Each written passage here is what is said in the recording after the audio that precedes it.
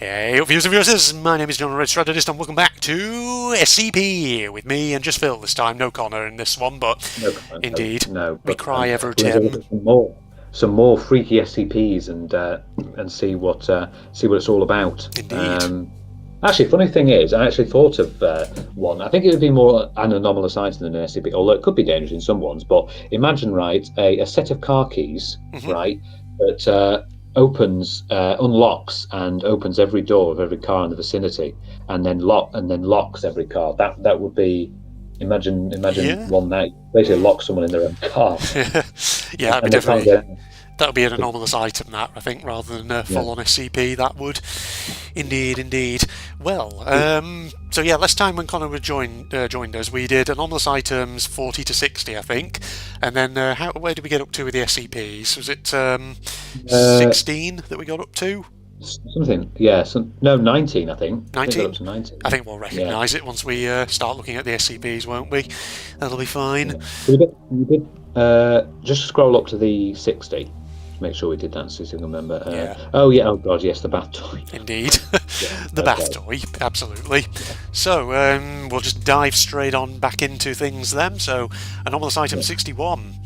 Item description is a swan goose, answer cygnoids, which extinguishes fires around it in a radius of 32.444 metres.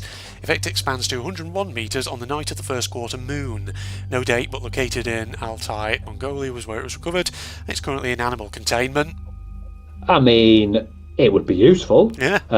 If you didn't have a fire extinguisher with you and there was a fire going out, you've got this swan. And it's even better when it's the night of the first quarter moon. It gets even more extensive. Absolutely. But that would be quite useful, though. You could also. But could you catch it though? I mean, if it's a swan goose. Well, yeah, you can catch it and all that. I was going to say you could also troll people sat around campfires at night by just setting the swan goose off near them. Yeah, and it's like, oh, what's it doing? It's putting out me fire. For fuck's sake. Well, they wouldn't even know, would they? Because they probably wouldn't even put two and two together. They'd just be like, why does my campfire keep going out? Yeah, exactly. Indeed. There you go. If you don't have a fire extinguisher, ask the SCP Foundation to step in. Exactly. Yeah. You see, there's no risk of fire in in this containment facility where this is kept, so they're all good. Item number 62, a hardcover book that, when read, makes everything a person touches feel like a certain designated texture, depending on the page read. No date of recovery, but it was located in Cartersville, Georgia. Current status in the desk of Dr. Ray. Note, I like the fluffy kitten page, Dr. Ray. That would be interesting. Oh, well, actually, it would be really odd because if you a certain page that everything you touch would feel like that.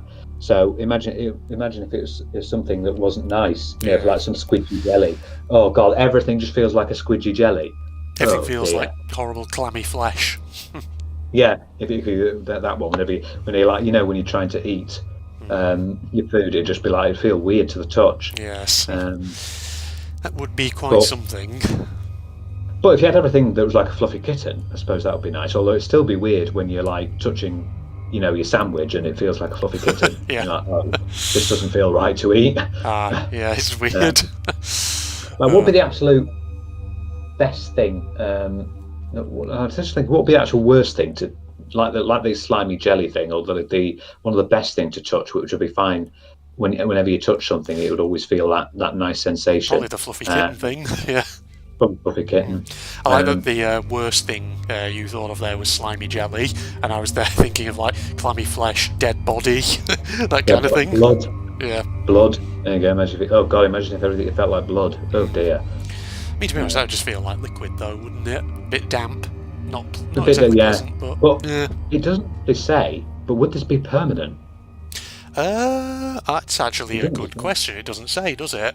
I mean, these items, the items the SCP Foundation have are usually very bad, so it's probably going to be a permanent thing. Yeah. You'd never be able to, everything would be like that forever. Oh god, you wouldn't want to. It would stress the hell out of you working for the SCP Foundation. You wouldn't want to work for it. No. And I can't believe the amount of trauma the employees get and all the traumatic things they have to experience. You'd go home every night fucking ill, sick everywhere. You're just dealing with these things and seeing these traumatic events. Yeah.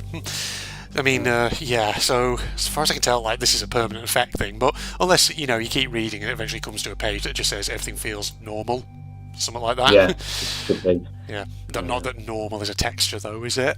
So actually that wouldn't work, Yeah. but never mind. Okay. Item 63, 10. Glass sculptures of queen angelfish, Holocanthus ciliaris, that animate when placed in water. Sculptures require all the needs of a regular fish, except oxygen. No date, but it was recovered in Ireland. Current status kept in the aquarium in the second floor break room at Site 17. Okay, that's it reminds me similar to. Do you remember the sea monkeys? See, In a way, when you put them, they'd be little things. But when you put them in the water, they would grow. oh yeah. It takes a while to grow, though. But it's sort of similar to that, although they don't really animate much. They just form, and then that's it. Yeah, This is like one step higher, and plus it's glass as well. indeed. So, very weird. Now, when you said sea monkeys then, I momentarily thought of Subnautica Below Zero, because there's a creature in that that's literally called the sea monkey. No, yeah. No, you mean, yeah. No, I know what you mean, yeah, because, like, I can remember back in the day, like for children, you can always get those sort of, like, tanks that comes with, like, freeze, dried, whatever they are, like eggs that as soon as you immerse in water, they, like, basically go out of a dormant state and they actually hatch into things like tiny little crustaceans or triops and things like that. It's a funny thing, that, because if that had more things, that could be anomalous item. Yeah. And the SCP would be swooping in going, what's this? Indeed. Yeah. I mean, technically... I like your attempt. Technically, what, sorry? No, I was going to say, I mean, technically it is anomalous. The fact that apparently it has all the needs of a regular fish, which I assume means food and stuff like that as well. It's just, it doesn't need oxygen. Well, have you noticed they've all disappeared, though, now? Oh, has the SCP Foundation already stepped in and taken them away? That's why we don't know about them anymore. Nope. And everyone's been given amnestics. Yes. And the only reason me and you haven't know about it is because we haven't been given amnestics, because we work for the SCP Foundation. We definitely work there, yes. Yeah, that's why we know, yes, of course, they've been taken in. I like your attempt at doing the Latin bits. Yes, I don't know if I'm pronouncing them correctly at all. Probably not, but yeah. Like a scientist in the comment. Actually, well, you actually. Indeed. Yeah. Now, my eyes have already been drawn to the next one, Phil, and I like the looks of this next one. So, item 64, a China statuette of British cartoon characters Wallace and Gromit that, upon observation, causes the observer to have a mild craving for cheese. No date of recovery, but location was apparently recovered with an SCP in a raid on a Marshall Carter and Dark auction. Current status in storage. I just want me cheese, Philip. What SCP would that be? No one knows what SCP would that be. Yes. That would be. I mean, I don't need to look at China statuette of Wallace and Gromit to crave cheese. I mean, it would be good. I could just crave cheese. I suppose it would be, though. I mean, no, it's only a mild craving, but it would probably give you the craving even when you don't currently feel it. Yeah. Just by looking at this statue, it'd just be so funny. You could just put it randomly in your house, and someone looks at it and goes, "Ooh, I could do with some cheese right now, you know. Do you have any? Do you have any Wensleydale?" Yeah. Still. Oh, good old Wallace and Gromit. Oh, I do love a bit of gorgonzola. Yeah, they'll probably just be like, "Have you got any cheese?" "Oh no, sorry," and then they just leave you going out for cheese. Yeah. Well, item 65. A set of chess pieces carved from white and pink marble. When used to play a game rather than normal handling, the pieces transform into humanoid figures in the shapes of individuals important to the players. The King's Knight is always in the shape of the player, regardless of gender. Date of recovery, 26th of April 19-something. Location of recovery, found abandoned on a public chessboard in Central Park, New York City, USA. Current status in storage. Oh, that's a little interesting one. Yeah, so it would suppose if they sort of like they just transform into figures, so they don't actually move by themselves. No, yeah. That would be weird, though. Imagine just playing it and one of them turns into your mum. It's your mum. Into a chess piece that looks just like your mum. That would be really weird. And then suddenly another one turns into your dad. And then I'm just playing, there'll be you there, like, Andrew, what the hell? You've been turned into a chess piece. That would be really weird. It would be. See, when I started reading that one, I thought it was going to be like the wizard's chest that they have in Harry Potter, where it's like the pieces actually attack each other. God. Yeah. We're on the same page. Were you thinking about that?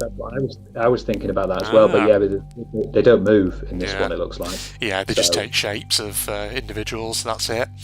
Indeed, I mean, what indeed. would you feel if you were playing chess with someone, right, and one of them turned into your mum just as a marble, and you'd be like, "What's going on here?" I think I would be thinking, am I having some kind of strange visual hallucination? Am I ill? Do I need to take some kind of medication? Do I need to see a doctor? Yeah, Yes. and if it takes the shape of a gent, so the knight could turn into a female knight, Yeah. of course.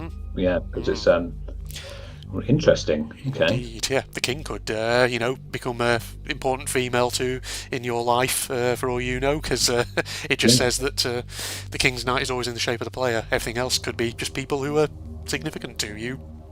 Yeah, it would be very strange. Yeah. Yeah. Next one, 32 printed copies of John Cage's 4 foot 33 inches. When performed by any number of musicians, the sound of a euphonium practicing various atonal pieces, or atonal music pieces, can be heard softly emanating from each copy. Date of recovery sometime in the 2000s. Location band room of a high school in Oahu, Hawaii. Current status in storage. Oh, that would be a bit interesting. So you'd see these sort of like these sort of tonal pieces coming from the copy. That would be a bit of a Strange. odd, peculiar one. Yeah. Weird. Yeah, I don't know the music piece in question that's been named here. So No, I haven't heard that one before. Maybe do a bit of research and have a look at what that one could possibly be. research. Yes, indeed. Next one, a replica of a human skull made out of gelatin. Item has not been shown to decay as per standard gelatin. Item plays music every October 31st. All music has been confirmed to be identical to that played by the band Redacted at their annual concert at the Redacted Zoo. Data recovery sometime, possibly that might be like 2011 or something, I don't know. Right, yeah. Well, unless it could be 1911, you never know. Yeah. Location recovery, something zoo amphitheatre. Current status on the desk of Dr. Blank. Notes, I'd feel a little bad about this, but the concert is free anyway, says Dr. Blank. This is Dr. Goodall. Yes. Okay, so we've got a skull that's made out of basically the same stuff that's in wine gum, for example, and it never decays. Yeah. And it's a bit. I think someone had a little bit of a inspired by Halloween. Yes. I was going to say, does it play spooky, scary skeletons or something? That would be funny, wouldn't it? The Monster Mash. Well, would that be the band? Maybe. Who knows? Because we don't know. It's been redacted. God, I can't believe everything's just been redacted these days. Now, what is this next one here? This is a weird one. Item description.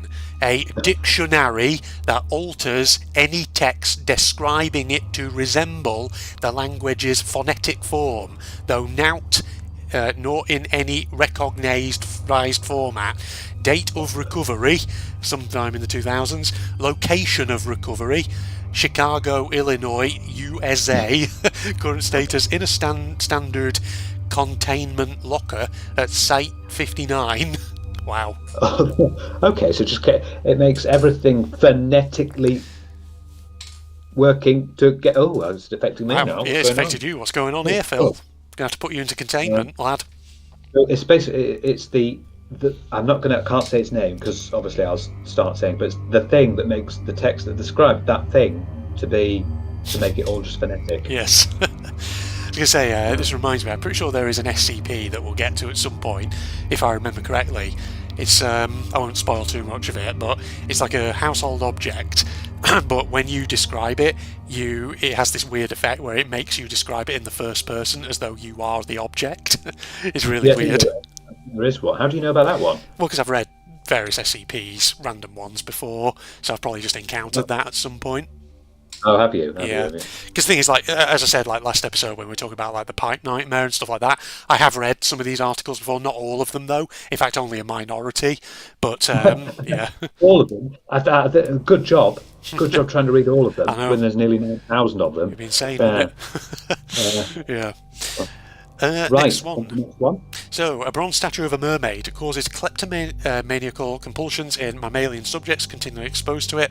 Date of recovery 30th of June 1967. No location recovery. Current status replaced with a replica, original in storage. Oh, that would be. Oh dear, that wouldn't be good. So, if you see it or exposed to it anyway, you suddenly feel like stealing. Yeah. But it's not just humans; it's any mammalian. But I don't see like if you put it in front of an elephant, how it would. I suppose it might steal off its partner. it might, try and just steal something in its vicinity with its trunk or something like that. Yeah.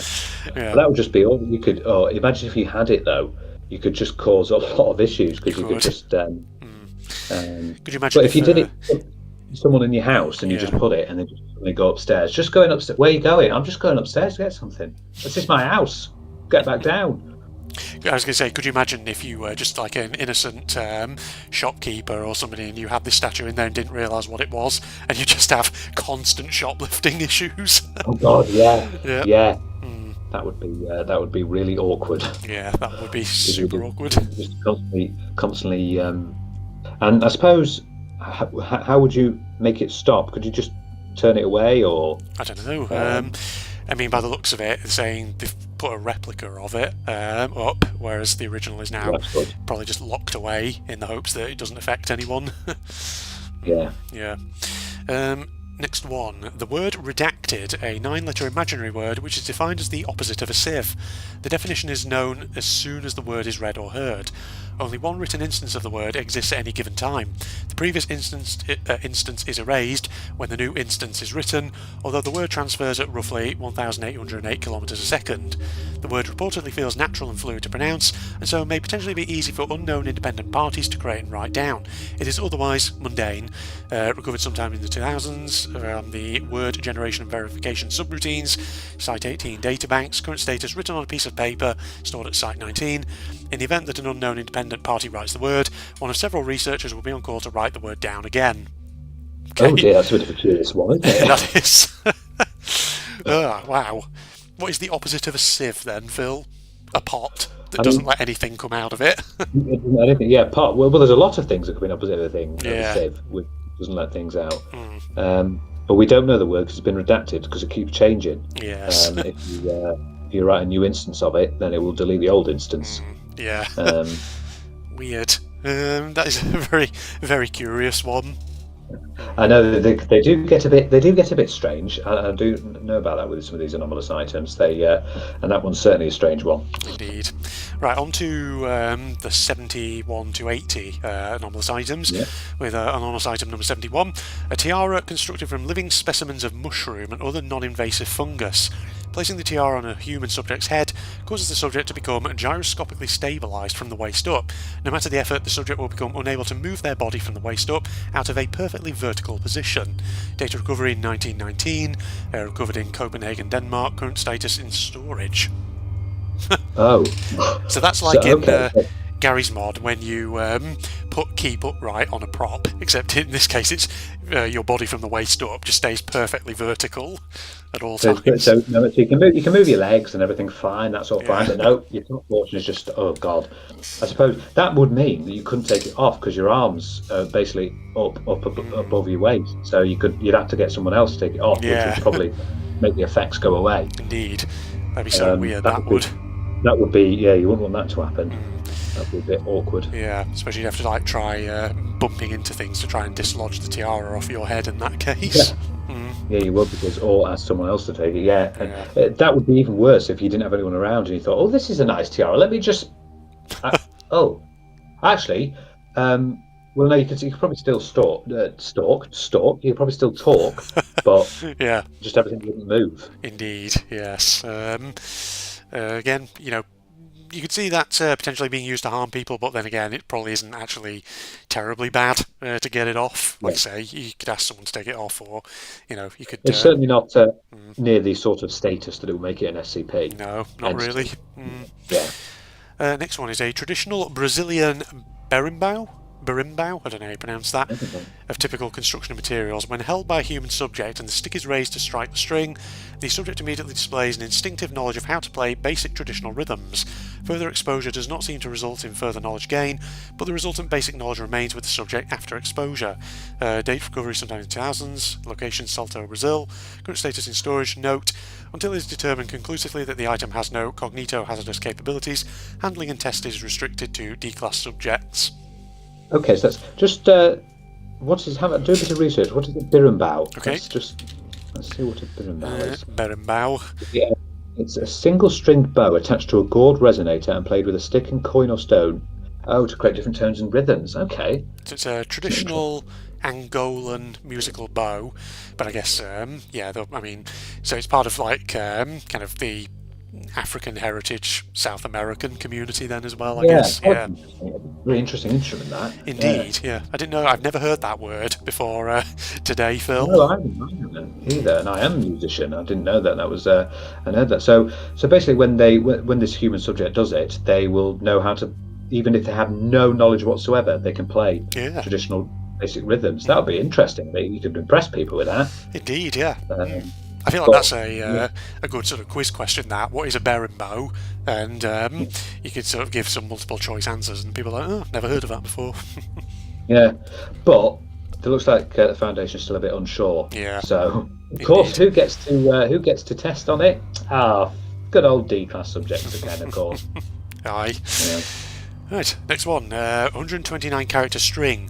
Entering it on the password field of an online service will allow login no matter what the original password was. Only known exception is the word password. It's located sometime in the 2010s in Lagos, Nigeria. Current status archived. Research on encryption and network structures resistant to effect underway. Okay. That's quite bad actually, because it means that you could log into anything. Yeah, you could log into anything as long as the password set on that computer or whatever isn't password. Yeah, but I mean, it might be for some people, but some people have, if you know their username, you could just log in. So, because I know your username for Steam, I could use it to log into your Steam account. Yeah, you could, password. Indeed. That would be all, because you can get to all manners of things, which would be bad. Yeah, you're going to be buying games on my account, Phil. I could be, but still, it's 129 characters. That's a hell of a lot. It is a long one. Yeah. But a useful one, but also one that could be used for terrible effect and all. Oh yeah, you could get into like really awful things and do all manner of things as well. Yeah. So good that we've got a hold of that, really. Indeed. For this next one, a blue stress ball. When squeezed, holder becomes infuriated, and when thrown, will bounce back and hit the thrower's head. Date of recovery sometime in the 1900s from a psychiatric something or other. Current status in storage. So it's a stress ball that has the opposite effect. It is, yeah. So imagine if you accidentally didn't realise what it was, and you use it in in the office or something, and you just doing it, you start getting more and more annoyed, and then you just like in your anger just throw it, and it goes pop. It's funny though. Yeah. More of a funny one. Indeed. Yeah. Very strange, that one.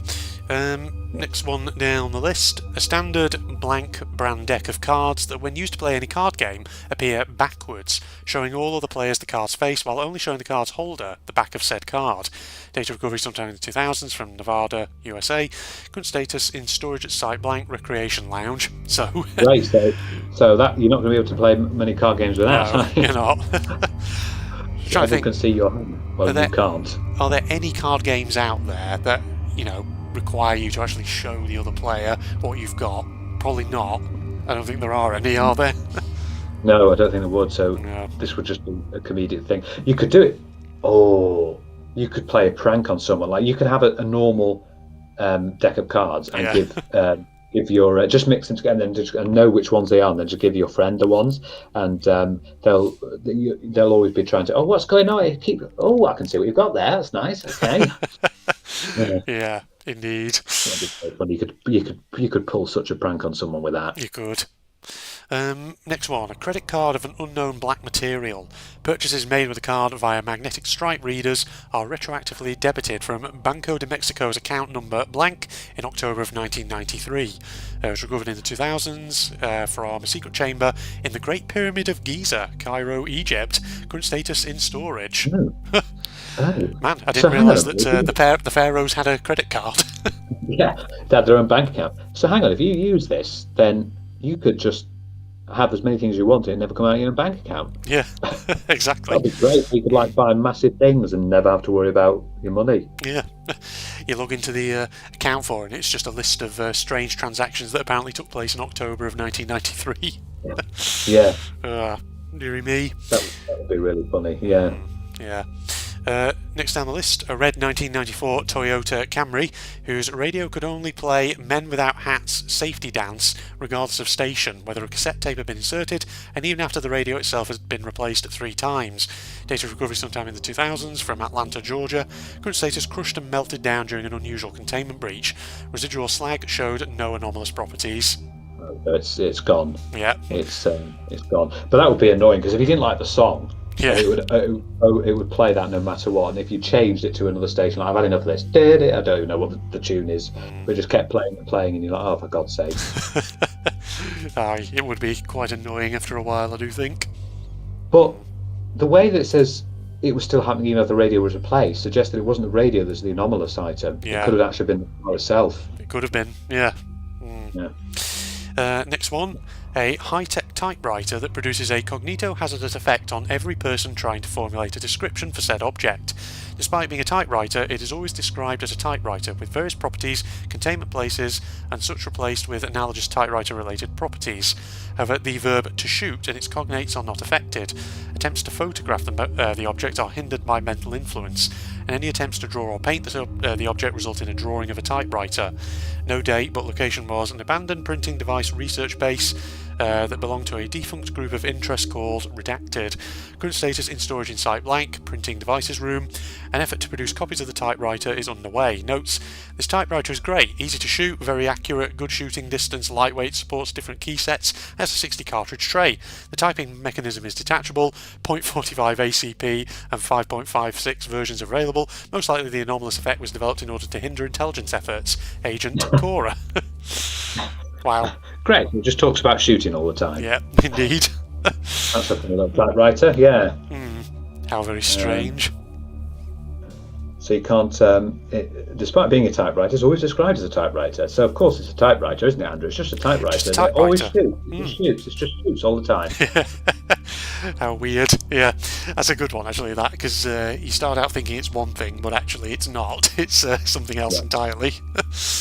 I must admit the anomalous items are definitely getting more intriguing and curious and interesting and strange. Indeed. Next one is a wooden toy rifle designed to shoot rubber bands using a gear. Rubber bands accelerate to 1/540th the speed of light upon leaving the barrel of the rifle. Data recovery 15th of October 2010 from Mount Vernon, Virginia, in anomalous weapons containment. Oh dear, that's going to be, that will cause a lot of pain. It will cause a lot more than a lot of pain to hit you. The lethal toy rifle. Yeah, good God, that would be bloody fatal. Yes. Certainly. Oh dear, that bang! Oh God. And you wouldn't know if you're a little kid as well, and you got it for like a present. You just shoot Dad by accident. Oh no. Dad has been catapulted into space at nearly the speed of light. Well, not quite the speed of light, if you shoot it on the side of your house. Yeah. God. You know, I had a friend in high school, Phil. I don't know if I've ever told you this, but one day he was showing me a video he took on like a phone or something of a potato gun he'd built, and apparently he did it so well that apparently when he fired a potato into his garage door, it put a hole through it. Oh my God! Yeah. Oh my God!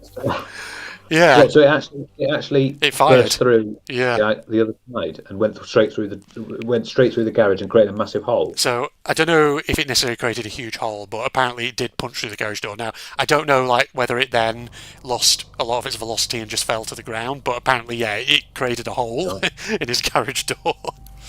What's he doing now? He must be a fucking scientist. I think it's funny actually that, because from what I remember of him, I don't think he went to university or anything. I think he became an IT technician somewhere. Oh, okay. Yeah.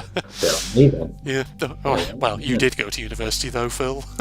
I did go to university, yes, but I work in IT, you tech are, support yes. and all that. Until the day when you become a crazy computer scientist and you take over the world with crazy computerized robots or whatever.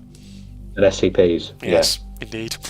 Finally, for these anomalous items for this round, a computer that cannot connect to any network when network is enabled. That just sounds like one of my work laptops, but can attain a connection to the internet of exactly 161.24 kilobytes per second anywhere, regardless of the speed of light and other physical limitations. That does not sound like one of my work laptops. Otherwise, it would have been taken away by the SCP Foundation. Yep. It was. Date of recovery 2011, location Portugal. Current status currently used to maintain communications with blank. We'll never know. That also connection to the internet of that low speed. That's really badly low. Yeah. 161 kilobytes a second. Whether into megabytes, even gigabytes a second nowadays. That's that's cool in that. Indeed. But still, so it's like dial-up essentially. But you can still gain a connection like anywhere, even in places where it's impossible to get one. Indeed. So, like in a complete concrete bunker. Yeah. Get the internet down there, although it would be ridiculously slow. Yeah, be like, loading old school bitmap images. Take forever. Yeah. Oh god, I do remember that. Let's not go there again. Let's not think about that again. About those old days. Oh god, no dial-up. We have to wait like half an hour for a picture to load. Phil has residual trauma from the dial-up days. Sometimes he wakes up in a cold sleep at night with just the dial-up sound in his dreams. Burr, burr, burr, burr, burr, burr, burr, burr. I do remember when I was younger, before I did like proper like video games, I would actually play like like browser games on the internet. Yeah. I used to do that all the time. That would be my first sort of like form of gaming. Where doing a few browser games. Do you remember Miniclip? Yep, Miniclip was one of the ones. I think, yeah, it with was. Like golf game. There was one called egg2.com. Oh yeah, I have vague memories of that. Yeah, that was a good one. Miniclip was a big one. Yeah, they had quite a few interesting games on there, I must say. Yeah, Miniclip was the only one I ever really frequented, just because I think some of the games on there, as a very young kid, I did enjoy. Yeah, I always remember a game on there. I think it was called Bush Shootout. It was like you were President George Bush Jr. and it was like a third-person weird shooter thing. It was very strange. Oh, I think I remember that one. Yeah, it did have a good little golf game. I do remember. Some of it was mostly like trial ones, and then they would like ask you to pay for a full version or something on it. Yeah. God, I wonder if Miniclip is still around. I have a feeling it probably isn't. It probably. Well, should we have a look for our viewers? Let's go to miniclip.com and have a look. Actually, let's just do Miniclip. Oh no, miniclip.com. Oh, let's have a look. Oh, Agario. Was that by? Oh, I remember that. Oh, 8 Pool. Okay. Games at the top. Games. Oh yeah, here. Let's have a look. Our hits. 8 Ball Pool, Subway Surfers, Golf Battle, Football Strike, Karen Pool, and Agario. Oh god, Subway Surfers is the thing that YouTubers use a lot as a. Oh yeah, it's the thing they use. Okay, I didn't realize Miniclip was the creator of it. That's interesting though. Like they've got about several pages: basketball arena, golf battle. Can you play? Because it just seems to be see more. Yeah. Oh, that was the game. Golf. What was if you press see more? Did that allow you to play it or? Oh, download on App Store. Oh right. Oh, have they moved? So moved to the App Store now, so you can't play it on the. Okay. Oh, hang on. There is a button that says Web Games up there. Oh, Web Games. Oh yeah. 8 Ball Pool, Agario. Oh, wow, is that it? 2 games on the web. Wow, they've taken them all off. That's just that's good. So I guess Miniclip has evolved. It's no longer just like it's not a browser game thing anymore. It's now just publishing sort of mainly mobile game things. Yeah, or it's putting its games that it did have on the web to an app format. And it's only got 2 games which you can play online. Wow, okay. Mind you, the last time I visited Miniclip was something like 2007. Yeah, same. It was sometime in the mid 2000s. Yeah. Oh dear. I wonder if someone out there has ever archived any of the old Miniclip browser games somewhere. Well, or the ones that you go on the App Store are their old games there. Could be. And you'll be able to play them on your phone or tablet. Yeah. Interesting. Maybe. Sorry, we went off on a bit of a tangent there, but that's. See. Yeah. You can see which ones we've done. The ones that we haven't done are a brighter red. Yes, that's right. So we're up to, we did SCP-018, sorry. So we're starting with 019. So, I think you... I'll read it if you want, because it's taking a bit. So SCP-019, which is the Monster Pot. The Monster Pot. Oh god, it's a Keaton. Oh, Oh, god, it's hello. the bad one. It's We're starting Keaton. with a good one. It looks like a Greek vase. Okay, thank you, Google Images. Yep. That someone just picked it up. So, procedures time. So, it is to be kept on a wide grate in a 3 metre by 3 metre by 4 metre reinforced concrete room installed with an incinerator. That's already bad news if it needs an incinerator in the bloody room. Room is to be kept at 0 degrees Celsius when incinerator is not activated.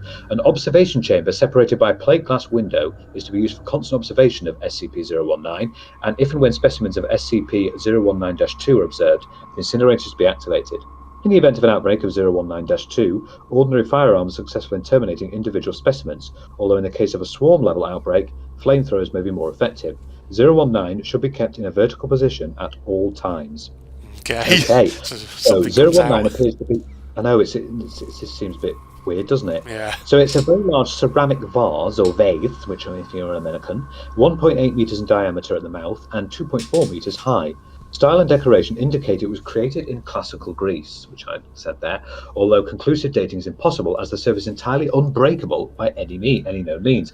If a successful method is discovered, 019 is to be destroyed with prejudice. Okay. Periodically, entities emerge from 019. Collectively, these are known as 019-2. Hang on, where's -1? Yeah.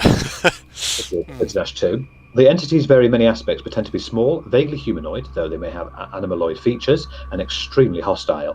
They often choose to attack with teeth or claws. Although fairly delicate, also surprisingly flammable, they are reasonably strong and pose a considerable threat in large numbers. When kept at 0 degrees Celsius and totally at rest, entities will emerge from 019 at a rate of approximately 1 entity per hour. The following traits are known to affect 019-2's manifestation rate: movement of 019, threat to 019, extreme temperature highs and lows, sudden shift in surrounding environment, introduction of objects or organisms to the inside of 019, known to cause a flood reaction. Traits that may or may not influence 019-2's manifestation rates: presence of human life near 019, current weather patterns, and specific individuals near 019. Some individuals seem to affect 019-2's emergence rate more drastically than others. Okay, and we seem to have a little picture of what seems to be a dog that someone's done a sort of weird effect. Indeed. Yeah. Is it a dog? Actually looks a bit like a cross between a dog and a seal. Yeah, can't really tell what it is. It's a very strange thing. In addition, tipping or tilting 019 will create a reaction as though it was previously filled with 019-2 specimens, although viewers looking into 019 from above will merely observe a dark hole. Due to the reduction rates of 019-2 when the object is disturbed, measurement of the internal cavity is difficult, but is suspected to be inconsistent with outside measurements. So I think we can see why we can't really tip or tilt it, as we said. Yeah, it's a bit weird, this. So, an addendum. Document 019-2-A.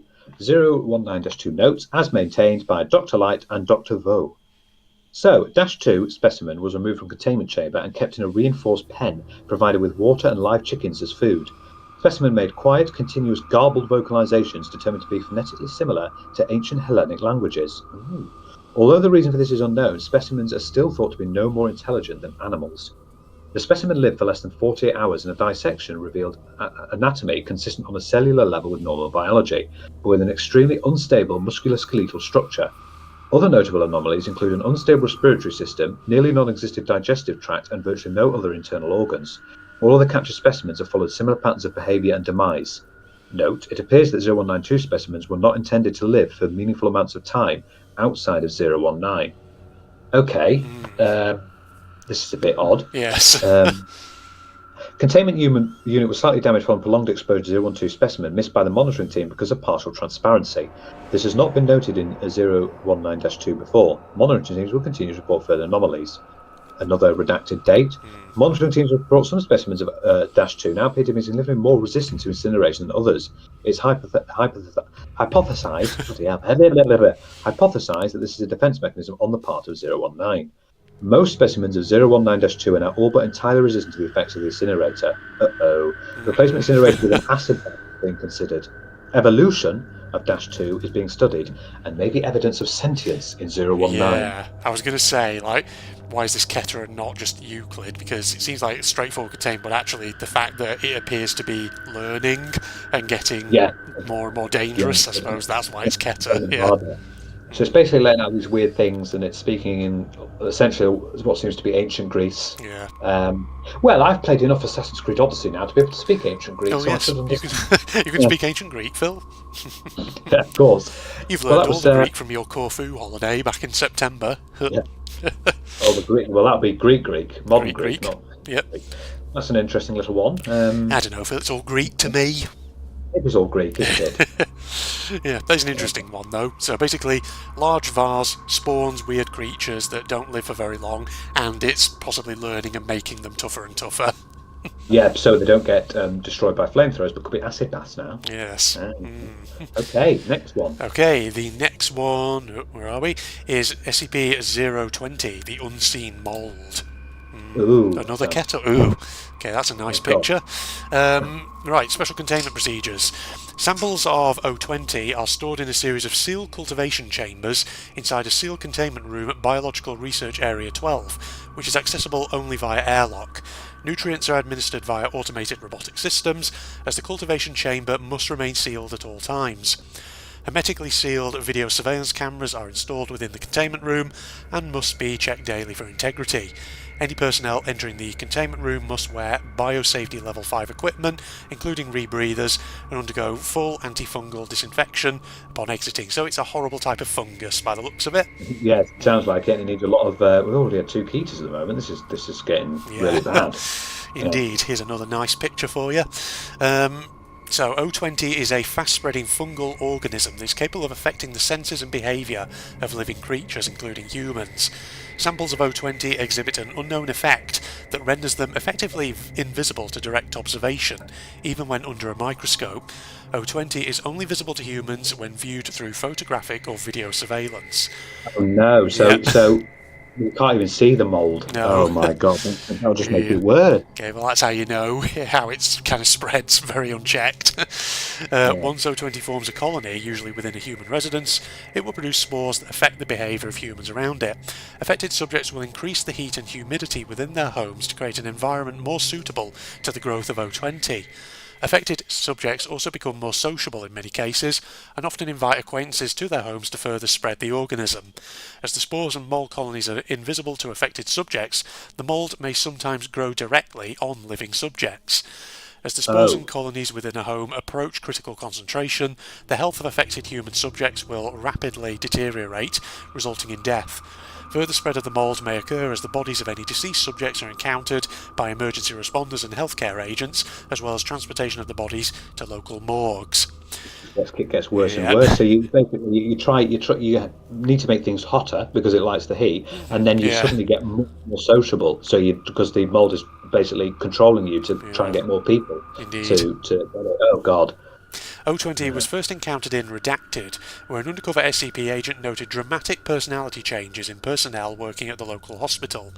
Upon investigation by a containment team, it was discovered that almost blank civilians had been infected, as well as a majority of the town. The civilian population was terminated and the town incinerated under cover of a local flash forest fire. To date, over 12 outbreaks of O20 have been reported. The investigations are currently underway to determine the source of these outbreaks and possible preventative measures. Okay. They had to kill the whole town. Yeah, and the fact that how many civilians has been redacted. Yeah, I mean, it looks like, at least 3 digits. So hundreds of people. Addendum 020-01. Excerpts from the audio/video mission recorders of Mobile Task Force ETA 10, See No Evil, during the initial containment of SCP-020 on Redacted. T2 lead. Team 2 moving to the Red House. T2 com. Copy. UAV 1 is picking up 1 heat signature. ... T2 lead. Team 2 in place. Ready to... something expletive. T2-2 door opening. At this point, a civilian woman appeared in the doorway holding a kitchen knife. Video surveillance showed that nearly 2/3 of her face was covered by mould growths. Civilian woman: well, hello there, gentlemen. Care to take a breather inside? T2 lead: on the ground, drop the weapon. Civilian woman: don't be silly, come on in and stay a while. T2 lead: stop where you are, drop the weapon. We just want to have some guests, please, come in. I feel like that by this point the soldier would probably have already opened fire when he's given one command to drop the weapon already. I know it's weird, and she's obviously trying to get them so the mold can spread to them. Yeah. T2-2, drop the expletive weapon. It is assumed that at this point the infected civilian noticed T-24 carrying a primed incendiary weapon and lunged forward at the team members with a knife. Civilian woman data expunged. T2 lead, open fire, gunfire and screaming. Yeah. Oh, that's nice. I feel like this is something that you often see in a lot of media where, like you have armed police or troops and they do that thing where they see a suspect or something, they go, drop your weapon, and the suspect doesn't, and then they, like, repeat, drop your weapon several times before opening fire. I'm pretty sure in most, like, law enforcement situations, they only give the one warning very loudly, and if you haven't basically then dropped the weapon, they will shoot you. So, yeah. And she was trying to get them. Well, that wouldn't be any good, would it? If she lunged forward with the knife to try and kill them, then that would be no good for them all, because she was just trying to spread, unless she got right up close to them. Yeah. And in that way. Yeah, you'd have to get up close and try and spread the fungus to them. Yeah. Well, that's a nasty little one. That is a very nasty one. I guess someone there, the inspiration for this was just maybe like they thought about black mold and things like that you can get in your house and thought, what if black mold, but it also has these anomalous properties? Yeah. This is probably where these things come from. They're just people think of normal things and think, oh, I can make this into an SCP. I mean, to be fair, I think that is how, a lot of really good horror writers, they sometimes write good short stories by just thinking of, something really mundane, but what if it had, strange properties or capabilities or a really weird situation, because I've been reading a Stephen King book, Skeleton Crew, recently, which is a compilation of short stories, and it has a couple of stuff exactly like that, where it's like an everyday situation or object or something, but turned horrifying. Because there's one, I think it's just called The Monkey, where it's one of those toy monkeys, that has the symbols, but it has a weird anomalous property to it where when it starts banging its cymbals, it's a sign that someone's going to die or something like that. Oh, yeah. So where's this Foundation? Why haven't they grabbed it yet? Why haven't they grabbed it? Yeah, exactly. Someone could be inspired by that. Yeah. By that Stephen King. Who knows? We could have an SCP that's very similar to that. One of the other Stephen King short stories I read recently was one where it's basically the everyday situation of your grandma wanting to give you a hug, except in the story the grandma is basically evil and is a witch and is trying to body transfer into the person she hugs. Yeah. Aren't grandmas also famous for overfeeding you? Oh yeah, that too. That's the thing, yeah. See, there's a horror story in the works. Grandma's trying to overfeed me. What's she trying to do? Yeah. Indeed. She's trying to get you fat. Yes. So we've had two ketos. Oh, that's great, isn't it? So we've got another one, SCP-021, the skin worm. This sounds lovely. Oh, it's a safe one. Okay, so it's safe. So, 021 is an obligate parasite of the human body. Containment, therefore, is no more difficult than containing an adult human. Most cells will suffice. Item is currently housed in detention cell 217A on subject D139. Only Class D personnel are eligible for hosting 021. As long as a given subject survives a host for 021, he's exempt from normal monthly terminations of Class D personnel. Oh, God, you really don't want to be a Class D, do you? No. So, 021 takes the form of a large and elaborate tattoo of a serpentine dragon in the Oriental style, covering approximately 0.8 square meters of skin.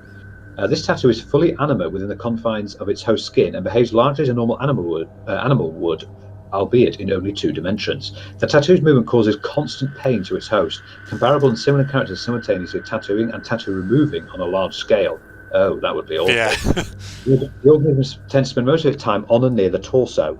It displays no intelligence beyond a basic pattern of feeding and locomotion, although actually measuring the intelligence of a 2-dimensional life form has proven impossible thus far. So, 021 appears to feed it 21. Had to just do that.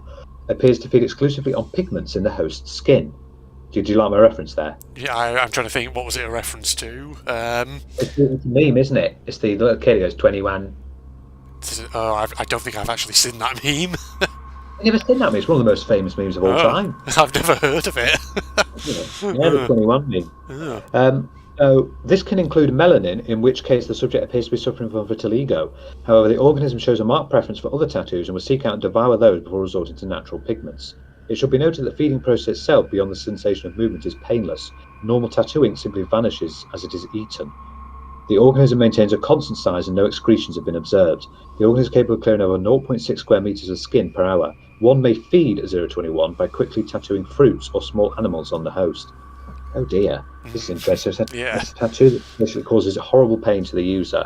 Um, And kind of but eats parts of their yeah, body. each of the tattoos and yeah. 021 can be transferred between hosts by various forms of physical contact with different rates of success.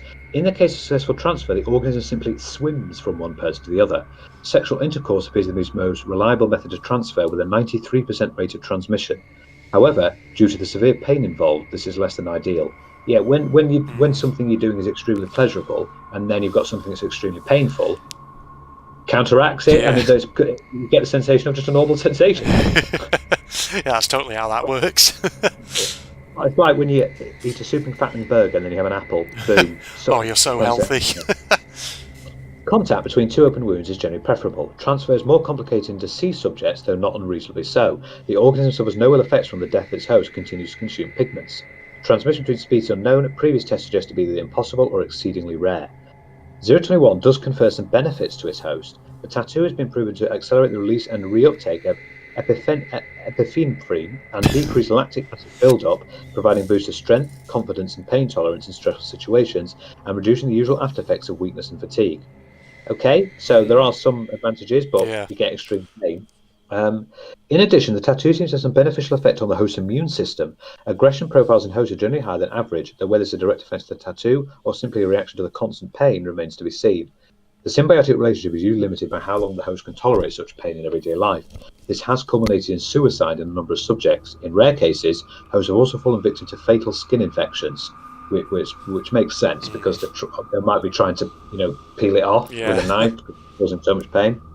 Its origins and nature are a mystery. Tracing its transmission from host to host is hardly feasible within the confines of secrecy, and the organism could well be hundreds of years old, if not more. Nevertheless, 021's captivity is one of the longest in the Foundation's history at nearly data expunged years, and has been very educational thus far. Current research focuses mainly on observing the characteristics of life in 2 dimensions. Weird. Yeah. So, I mean, yeah, I can see why it's safe. It's not nice for the person who has it, but it is easy to contain. Yeah, and it can transfer, Yeah. but have like some sort of contact. But apparently, if you Indeed. have sex, it makes it easier for it. Yeah. But yeah, the fact that it causes extreme pain, even though it's got some of those nice benefits, well, that's the problem. It causes Yeah. so much pain that you want to kill yourself Indeed. or try and scrape it off, leaving Yeah. skin infection. A strange one. Yeah. No. I can make a reference again to a book I once read by an author called China Mayville, who, what was the name of the book? I think it was just called Kraken. It was like a weird sort of dark fantasy, but there was like a criminal overlord in it called the Tattoo, who basically was a sort of sentient tattoo on a man's back. It was really weird. Yeah. Oh, could that be an inspiration for this one? Potentially, Could you be never that know. one. If the author of this was a China Mayville fan or something, you never know. Okay. Right, so the next one, SCP-022, the Morgue. Ooh, spooky looking. Euclid, this one. Special containment procedures. A vault door has been installed following incident 022-827 to seal SCP-022. It is to remain locked at all times, with the sole exception being the appearance of an instance of 022-1. The original door to 022 was destroyed during incident 022-827, with attempts at replacement being met with failure. Security cameras have been installed to monitor for instances of SCP-022-1. In the event that an instance of 022-1 appears, automated systems should incinerate it the moment it leaves SCP-022. At this point, the vault door may be unlocked to admit cleanup crews. Should the automated systems fail to destroy the instance of 022-1, response teams are clear to enter and neutralise it. Under no circumstances may any living human enter 022, except at the order of Class 4 personnel for testing purposes.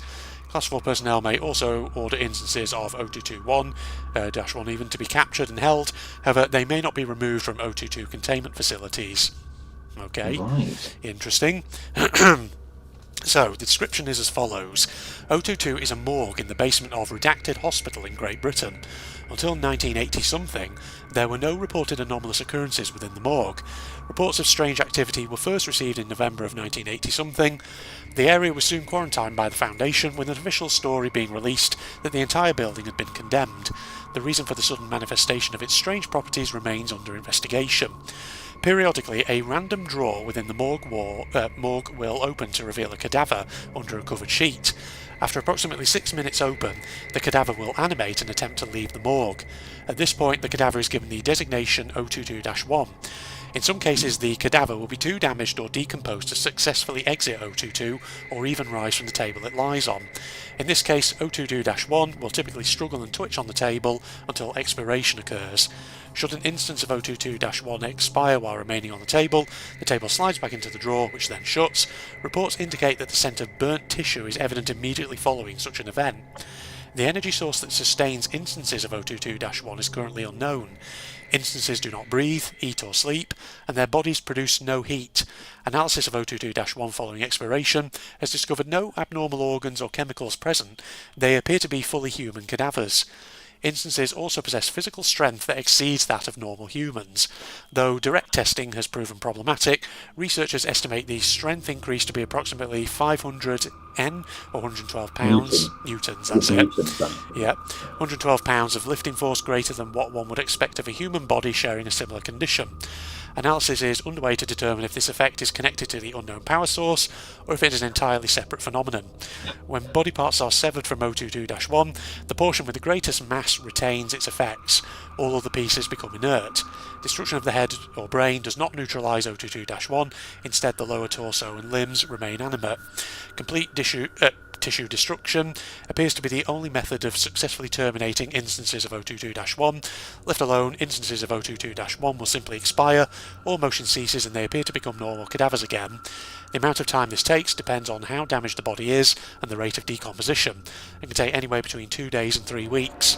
Investigation has revealed that the bodies acting as 022-1 match the description of cadavers reported to have been stolen from morgues across the country. The mechanism for this transfer is currently being researched. Adding any new matter to 022 has thus far proved impossible. Any object that enters 022 disappears shortly after passing through the door, leaving no trace. This includes inanimate objects and biological specimens, see Addendum 022-001 and 022-002. So long as an instance of 022-1 possesses a functioning mouth, tongue and trachea, it is able to communicate fully with researchers. See interview log 022-751 for details. Okay. Interesting. So it's a morgue that spawns corpses. Yeah, that seem to be ridiculously hench. Yes, indeed. And do have limited capacity to communicate if, certain organs are still intact. Okay, weird. Addendum 022-001. A request has been submitted to create a new entrance to 022 by removing a portion of the south wall. Request pending approval. Addendum 022-002. A pile of matter was discovered on the floor of the room directly above 022. It appeared to contain all matter that had been sent into 022, with the exception of humans. All materials appeared broken and worn down. Metallic components were covered in large amounts of rust, with all biological parts being in various stages of decomposition. Testing revealed that the time between inserting an object into 022 and it reappearing above to be precisely 183 seconds. Humans who enter, however, do not appear in said pile. Instead, humans appear to become integrated into the morgue, and may later animate as instances of 022-1. Ooh. Okay. Okay. Yeah, strange. Okay, let's have a look at this. Yes, let's see what the interview log is, shall we? Okay. Each of the following interviews begins in much the same way. The instance of 022-1 will typically be hysterical until Foundation personnel are able to calm/restrain them. These portions have been omitted. So date, March 1980-something, interviewee 022-1-2, interviewer Dr. Redacted. Notes, 022-1-2 was the second instance of 022-1 that the Foundation discovered, the first having been destroyed on site by Foundation agents. 022-1-2 had the body of an Asian male, approximately 54 years old. Its chest had been stitched up, evidence of an autopsy. Begin log. Dr. Blank, please identify yourself. -1-2. My name is John Redacted. What the hell is going on? That's what we're trying to figure out, John. How did you get to this state? I don't know. I was driving my car, coming home from... Never mind.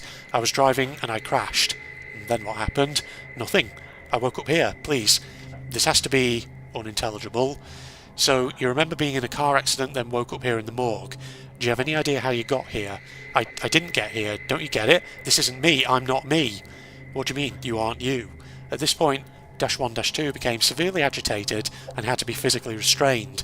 This required 6 agents due to the strength increase associated with instances of 022-1. Eventually, -1-2 was calmed and the interview proceeded. Now, would you please explain what you meant? This is not me. I saw my reflection in the steel. I'm not some old Asian fuck. This isn't me. End log. Wow. Okay. Okay. Following the last statement, -1-2 began to smash its head against the wall. Once further restrained, it began to scream unintelligibly for several hours before falling silent. It continued to struggle, though apparently unable to speak, for an additional 6 days until it finally ceased motion. During this time, it continued decomposing at a natural rate. An examination of the body following this interview was unable to determine a cause of death, as many of the internal organs had been removed. The only injury that did not appear to be a result of a previous surgery/autopsy was a damaged trachea. So do you think it's like, sort of, the body's come out, but maybe they're like consciousnesses have been swapped or something weird like that? Yeah, sounds to me like, yeah, and because it's coming from like other morgues across the country. Yeah. I don't know how it's coming there, which is really strange. And this particular instance was insistent that its body did not match who it thought it was. Yeah, exactly. Yeah. I think that's going on. They get a bit crazy as well. Indeed. So the next one, March 1980-something, -1-5 is the interviewee. Interviewer Dr. Blank again. Notes, -1-5 animated shortly after D5619 was sent into 022 and subsequently disappeared. -1-5 had the body of an approximately 12-year-old female, but missing its right arm and a large portion of its torso. Following the incident with -1-3, all instances of 022-1 are physically restrained before being introduced to valuable personnel, with -1-5 being no exception. So, begin log. Please state your name. What did you bastards do to me? Please state your name. What the fuck did you do to me? We have done nothing to you. Now please state your name. You know who I fucking am. Refresh my memory then, please. I'm the guinea pig you just fucked up. Don't tell me you forgot me, Dr. Asshole. Are you D5619? In the flesh. And for your information, jackass, my name is redacted. Now change me back, you son of a bitch. Change me fucking back. Okay. So yeah, it seems to mentally swap the identities, consciousnesses of the people who those corpses belong to then. It does, doesn't it? Yes. And this is 1-5, so we didn't get to see -3 and -4. No. What happened to them? Indeed. At this point, Dr. Blank asked SCP-022-1-5 several questions to verify its identity. Though its identity was confirmed to be that of D5619, no further useful information was gained from -1-5. It was kept in a holding cell until expiring 2 days later.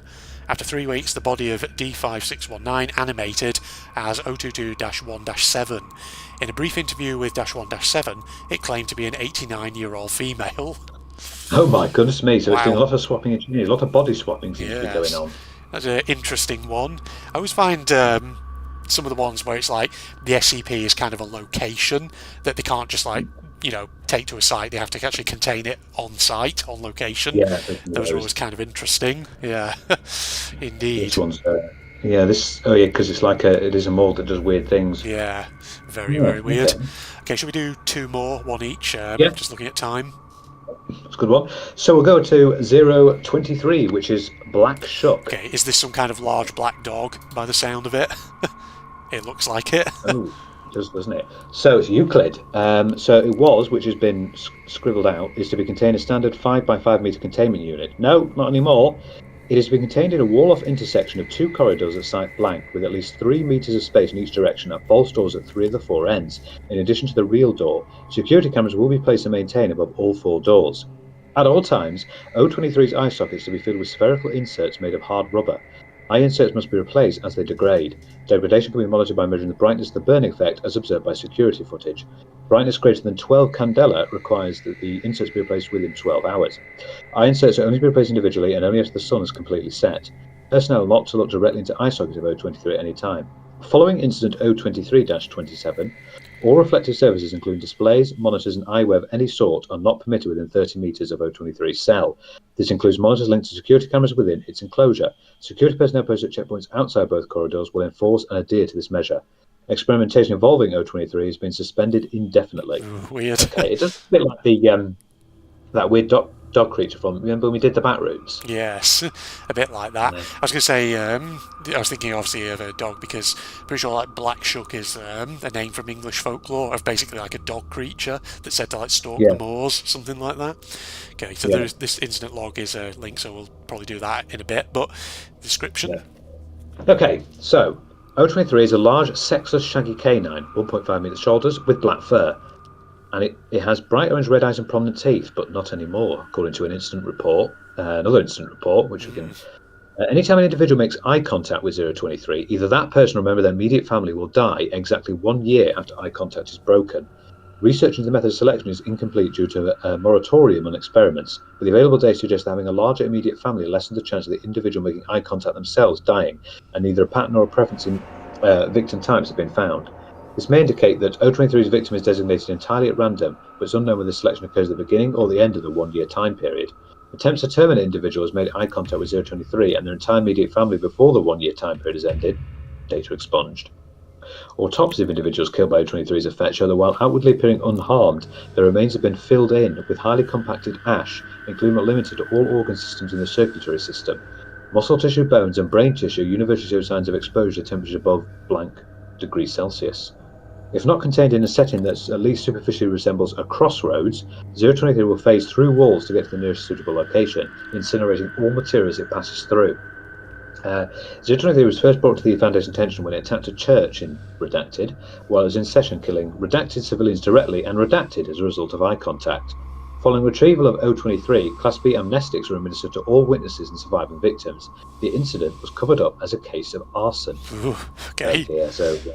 So if you look at it, someone's going to die in your family. Yeah. And it will, you've got to keep it sort of contained at a crossroads, it seems. This is definitely inspired by things like folkloric monsters, this one, which is interesting. Yeah, it is, isn't it? Yeah. Addendum 023-001. So it broke containment on, we don't know, by passing through its cell wall, incident 023-1. 023 was later discovered at the intersection of two corridors elsewhere on site. Blank. Agent Blank noted 023's similarity to a redacted.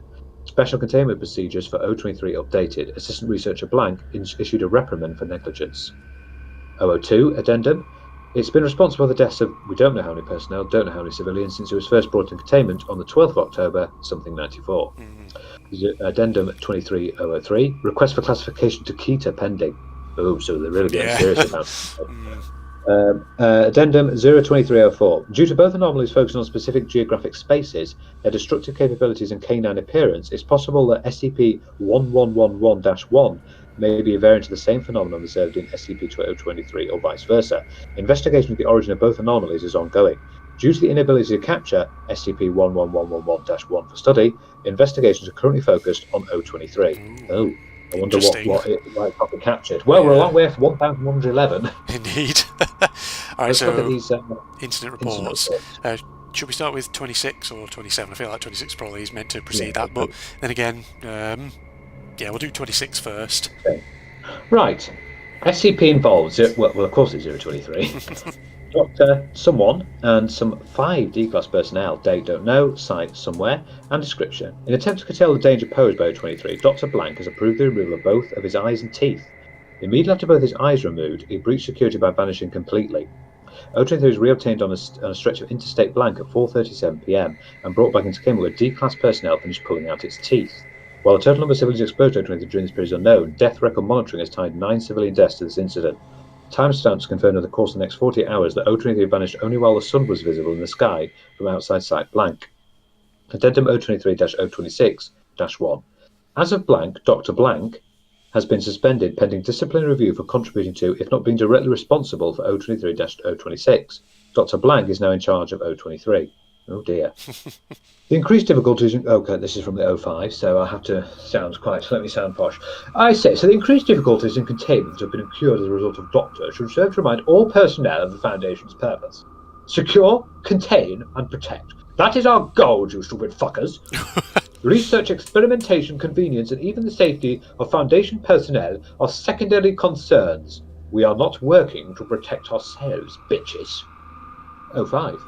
Oh, he was a bit, he's a bit verbally aggressive. Yes. Addendum 023-026-2. A total of blank bodies with a time of death exactly 1 year after incident 26 has been have been identified as consistent with O23 exposure. Ooh, okay. So, yeah, the removal of its eyes and teeth did not go well. It prompted Yes, a breach. that explains why they've obviously crossed out the fact that it had eyes and teeth. Yeah, indeed. So that was 26. Here's 27. Yep. So we've got data expunged, doctor, and date and site. Time of events now. So at midnight, at 10 seconds past midnight, a pair of glass eyeballs are inserted into the eye sockets of O23 by 2 D-class personnel. 15 seconds, glass eyes take on an orange-red glow, similar to what O23's real eyes look like for removal. 3 minutes past midnight, molten glass begins to run out of O23's eye sockets. Oh dear. 5 minutes past, well, nearly 6 minutes. If we're going to be pedantic, it's nearly 6 minutes past midnight. Data expunged appear on all lenses, windows, mirrors, monitors, and glass surfaces at site blank. 6 minutes past, evacuation of site blank ordered. At nearly 7 in the morning, sun visible over horizon, D-class personnel sent to check air around O23's enclosure, data expunged, gone. Only trace of O23 is a burnt section of floor around a puddle of coloured glass. Okay. We've got the personal log of Dr. Blank, date. It's my fault. I've doomed my research team and probably the rest of the facility. All that's left is to keep trying. We must contain O23. Note, on blank, 1 year after incident O23-27, some level of personnel were interred in an unmarked mass grave outside site blank. Jesus. That must have been a lot of personnel for a mass grave. I know. God, I can understand why it hasn't been upgraded to Keter, though. I guess it's still pending review, but yeah. Weird. Or they can make it and contain it better than they would think with Keter. But yeah, it's a crazy little one, this one. It is. Very good folkloric inspiration, though. Pretty good. Yeah. Now, finally, for this episode, SCP-024, the Game Show of Death. Sounds interesting. This is a Euclid one. Special containment procedures. Due to its nature, O24 cannot be moved to a secure location, so security measures must be placed on site. You right there, Phil? No, it just says one of the ones you were talking about. Yeah. Ones with a secure location that can't be moved. Yes. To conceal its location, 5 identical-looking replicas have been erected around O24. A tight security perimeter must be maintained around O24's compound at all times, with separate security teams guarding O24 and its replicas. None of the security teams, except for team leaders, will be informed of the location of O24. O24 must be secured with magnetically sealed blast doors and reinforced armoured walls to prevent unauthorised entry. Under no circumstances can any security or research personnel enter O24. Only D-class personnel are allowed entry, and strictly for research purposes only. All researchers are to observe and experiment with O24 from the remote observation lab. Any personnel attempting to leave the remote observation lab or enter O24 without prior approval from a Level 4 researcher must be immediately apprehended, with termination authorised. Should containment be breached, or O24's true nature compromised, then the entire compound must be destroyed via specialised demolition charges planted throughout the compound. Right, okay. So it's a location. Yeah. So the description. O24 is an abandoned soundstage that was once owned by Redacted. However, SCP-024 itself had been abandoned since 19-something, and it is unknown whether its special properties manifested before or after its abandonment. O24 is located in the heart of blank, and was initially discovered when a group of teenage youths broke into the abandoned compound. I feel like teenage youths is one of those kind of redundant terms. You can just say teenagers. Yes, yeah. Teenagers are youths, we know that for sure. Yeah. The testimony of the lone winner, when she turned herself into the police, was enough to have Foundation assets mobilised to contain O24. Upon entering O24, visitors are immediately greeted by an anonymous announcer, who communicates via intercom and is able to hear and comprehend the voices of people within O24. The announcer will inform the contestants, quote-unquote, that they're about to take part in a game show in which the winners will win fabulous prizes, but will also warn that the game will be extremely hazardous, and that the losers will never leave O24. It is at this point the announcer presents the choice of whether to stay or leave O24. Contestants who accept will continue to participate in the game, while those who decline are immediately expelled from O24. Contestants that win the game or decline to participate may never enter O24 again, as entry is denied by an impenetrable invisible barrier. So it sounds it doesn't kill you if you decline, it just throws you out. Throws you out, which is what you probably want to do if it's just a random announcer, yeah. Indeed. It is then that the contestants are led to the actual game. The style, composition and appearance of the game always change in every individual playthrough, but the game is always centred around a long, elaborate obstacle course that the contestants must navigate through. The rules also vary. Some playthroughs may only allow a single winner, while others encourage the creation of teams to win the game. More often than not, the obstacles seen in these games range from incredibly benign to extremely hazardous and life-threatening. As the contestants attempt to negotiate the course, the announcer will continuously update their status and actively participate in the game, often giving advice, conversing with the contestants and adding new rules. As the game progresses, the obstacles become significantly more dangerous and difficult to overcome, and it is not surprising to have the entire pool of contestants succumb to the rigours of the obstacle course. If such an event happens, the announcer will express sadness at the lack of a winner, and O24 will shut down, resetting only when a new batch of contestants enter. Any attempts to break the rules, such as assaulting other contestants and deliberately bypassing obstacles, are met by extreme violence. The announcer will call out the offending contestant, who will be quickly and forcefully ejected from the course by studio guardians, quote-unquote. These studio guardians will immediately materialise within O24 when called upon by the announcer and disappear when not needed. The contestant will never be seen again. When a winner is declared, he or she will receive a random grand prize. Any contestants that have survived the course but fail to win are immediately declared losers by the announcer. The lights will switch off and the winner will immediately appear outside of O24 with his/her prize while the losers completely disappear. However, the most mysterious aspect of O24 is that after every game a VHS tape or DVD will appear in the mailbox outside of O24's main entrance. This recording is a complete record of the entire game that was previously played, even though winners have claimed that they had never seen any cameras or recording devices inside O24. Also, more strangely, a live studio audience can be seen in the background cheering on the contestants. Again, winners have claimed not to have seen a live studio audience while inside O24. Okay, ghost audience. Ghost, and the fact that you get the tape with no cameras. Yeah, Indeed. this is. Someone's been inspired by. I think this person may have been watching tons of game shows and thought, "Hang on a minute, Yeah. I wonder, SCP out of this."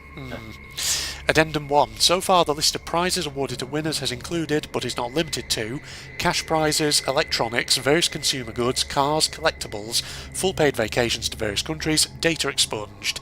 Close examination of these prizes have confirmed that they are completely genuine and possess no unusual abilities or characteristics whatsoever. There appears to be no consistent pattern for what the prizes will be. Okay, so you do actually get prizes, but it all depends on if you win. Yeah. And unlike the proper game show, if you lose, you will be horribly taken away or killed, or who knows what happens. Indeed. Addendum 2. In an attempt to track where the losers are taken, GPS locator beacons were planted on subjects D124 through D135 when group D245 was sent into O24. When the losers were taken away, all signals from the beacons were lost. Whether this is because the beacons were destroyed or because the losers were taken to an area that cannot be located via GPS is currently unknown. They've been taken off the planet.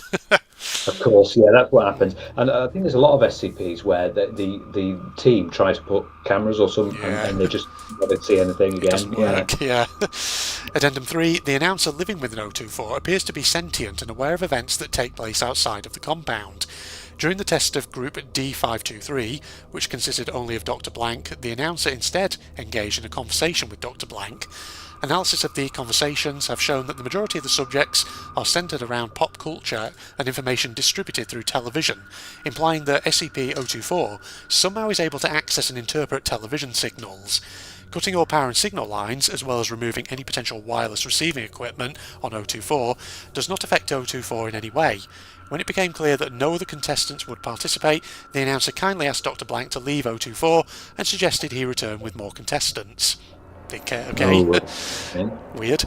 Addendum 4. The studio guardians that the announcer uses to enforce the rules vary in appearance every game, just like the course. If they appear, the guardians will always be dressed in a manner that matches with the theme of the obstacle course.